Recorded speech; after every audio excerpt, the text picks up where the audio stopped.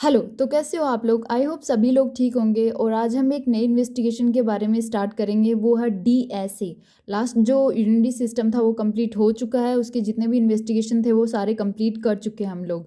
अब स्टार्ट करते हैं डीएसए। डीएसए का मतलब क्या होता है? डिजिटल सब्सट्रैक्शन एंजियोग्राफी, यानी angiography made up by two words. ये एंजियोग्राफी वर्ड से ही पता चल रहा है। एंजियोन का मतलब क्या होता है? वेसल्स, और ग्राफी का मतलब क्या होता है? Record.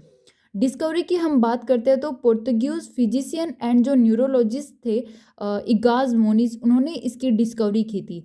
Radiographic examination of blood vessels, ये मैंने बता ही दिया। आर्टरी एंड वेन के लिए किया जाता है। कॉन्टास जो डाई होती है वो आयोडीनेटेड आयोहेक्सोल का इसमें यूज़ किया जाता है।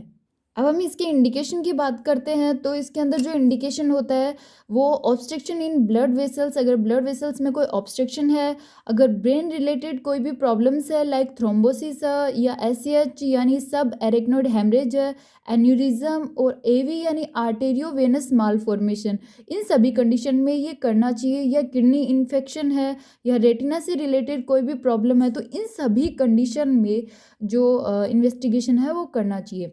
कॉन्टा इंडिकेशन की बात करेंगे तो वही एलर्जिक रिएक्शन टू कॉन्टास मीडिया और रीनल फेलियर जो केसेस होते हैं इनमें नहीं करना चाहिए। अब इसमें जो इसका प्रिंसिपल होता है वो क्या होता है? In normal radiography low contrast no visible blood vessels, but in DSA iodinated dye use so blood vessels visible, take image by DR. इसमें क्या होता है? नॉर्मल जो रेडियोग्राफी होता है उसमें लो कॉन्ट्रास्ट की वजह से जो ब्लड वेसल्स होती है वो विजिबल नहीं हो पाती।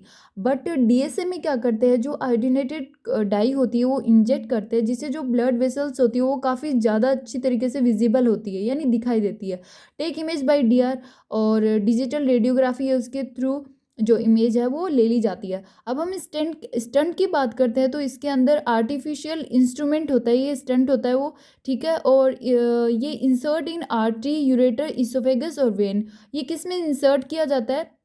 ये जैसे कि आर्टरी है या जो यूरेटर है या इसोफेगस है, इनमें ये जो स्टंट होता है वो इंसर्ट किया जाता है, ठीक है।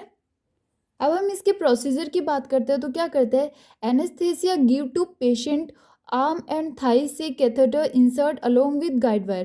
क्या करते हैं? सबसे पहले पेशेंट को एनेस्थेसिया देते हैं और फिर जो आर्म और जो थाई होती है उससे कैथेटर को क्या किया जाता है? इंसर्ट किया जाता है, और किसके साथ में? गाइड वायर के साथ में। Catheter reach to related organ and inject dye along with to see and monitor obstruction open help of this.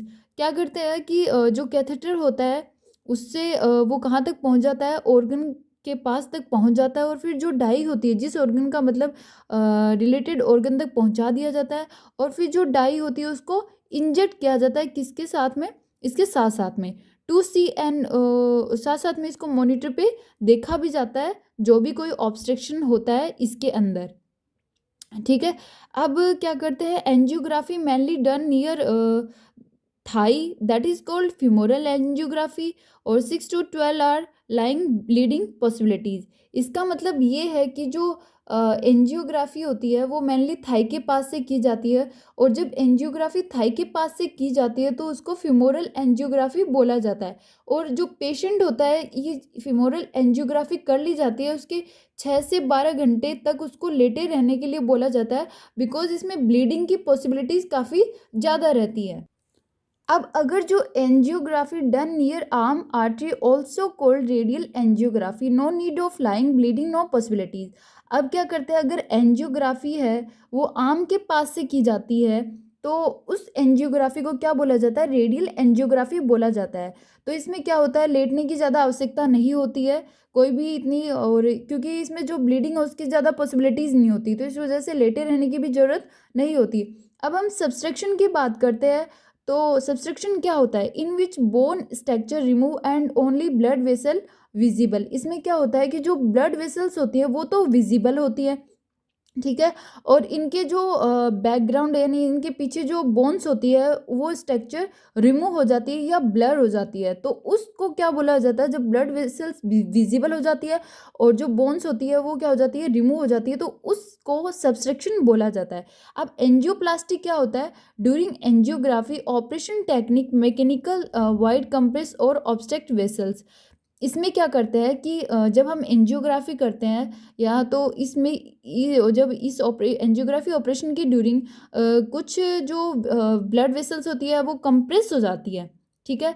तो उनको मैकेनिकली रूप से वाइड करना, उनको क्या बोला जाता है, जैसे गाइड वायर डाल के या बैलून डाल के उनको, उन जो कंप्रेस हुई ब्लड वेसल्स होती है उनको सही किया जाता है, ठीक है। मैकेनिकल वाइड कंप्रेस और ऑब्स्ट्रक्ट वेसल्स, यानी मैकेनिकल रूप से उनको वाइड किया जाता है जो कंप्रेस हो चुकी या फिर जो ऑब्स्ट्रक्ट हो गई जो ब्लड वेसल्स, ठीक है। Thank you, bye bye, take care, like share and subscribe, और साथ साथ में कमेंट बॉक्स में कमेंट भी करना।